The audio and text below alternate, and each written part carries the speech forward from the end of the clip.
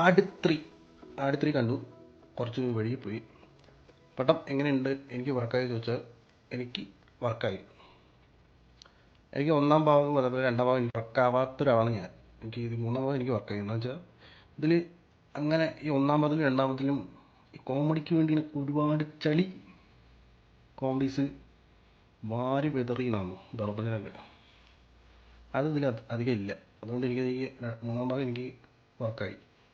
ഒന്നാം പാട്ടിൽ എനിക്ക് ഇഷ്ടപ്പെട്ട ഒരു പരിപാടി എന്ന് പറഞ്ഞാൽ ഓരോ ക്യാരക്ടേഴ്സിനും അവതരിപ്പിച്ച രീതിയും അവർ കൊടുത്ത ആ ബീജിങ്ങും അതിലിങ്ങനെ ഓരോരുത്തർക്കും ഓരോ സെപ്പറേറ്റ് കഥയായിട്ട് കൊടുത്തിട്ടുണ്ടല്ലോ. ആ ഒരു പരിപാടി മാത്രമാണ് എനിക്ക് ആ ഒരു പാട്ടിൽ ഇഷ്ടപ്പെട്ടുള്ളൂ.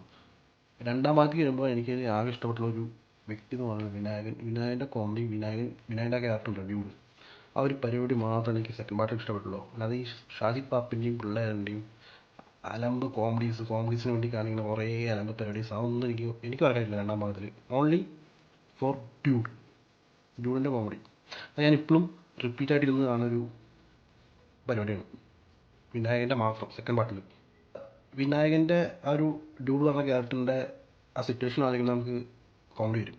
എന്നുവെച്ചാൽ വലിയ ഡൗണായിട്ട് ഇരുന്നിട്ട് ബാങ്കോക്കിൽ വലിയ ഡൗണായിട്ട് ഇരുന്നിട്ട് ഇവിടെ ഒരു നീലക്കുടി വേലി പറഞ്ഞ സംഭവം അന്വേഷിച്ച് വരികയും അതുപോലെ കഞ്ചാവ് സോമൻ്റെ വാക്ക് വിശ്വസിച്ച് ഓരോ പരിപാടിയിൽ പെട്ടുപോകും, കേരളത്തിൽ തന്നെ പെട്ടുപോയി.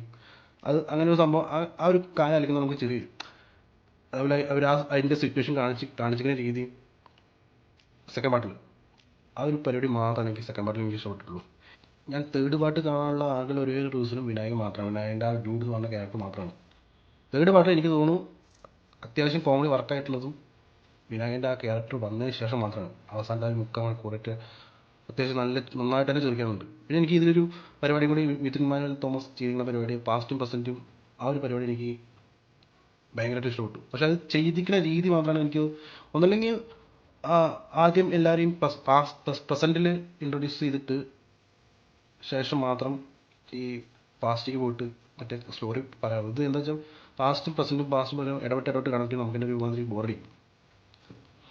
ബാക്കിയുള്ള ഈ ഷാജി പാപ്പൻ ടീം വേറെ ടീമുകൾക്ക് ഒന്നും ഒരു സിറ്റുവേഷൻ ഇല്ല. ഈ സെക്കൻഡ് പാർട്ടിലുള്ള സിറ്റുവേഷനിൽ ഫസ്റ്റ് പാർട്ടിലുള്ള സിറ്റുവേഷനിലാണ് സെക്കൻഡ് പാർട്ടിലുള്ളത്, സെക്കൻഡ് പാർട്ടിലുള്ള സിറ്റുവേഷനിലാണ് തേർഡ് പാർട്ടിലുള്ളത്. പക്ഷേ ഡ്യൂഡിൻ്റെ കാര്യമാണല്ല, ഡ്യൂഡ് ഇങ്ങനെ ചേഞ്ച് ചെയ്തുകൊണ്ടിരിക്കേണ്ടത്. നല്ല രസമാണ് കാണാൻ, നല്ല രസമാണ്. എന്താണ് അവസ്ഥ എന്ന് കാണുമ്പോൾ നല്ല രസമാണ്. അതിന് ചേഞ്ച് ആയി ഡ്യൂഡായിട്ട് മാറുമ്പോഴുള്ള ഒരു സാധനമുണ്ട്. ആ ഒരു സാധനം ഇതിൽ മാസമായിട്ട് എനിക്ക് തോന്നിക്കുന്നത് ഡ്യൂഡ് മാത്രമേ ഉള്ളൂ.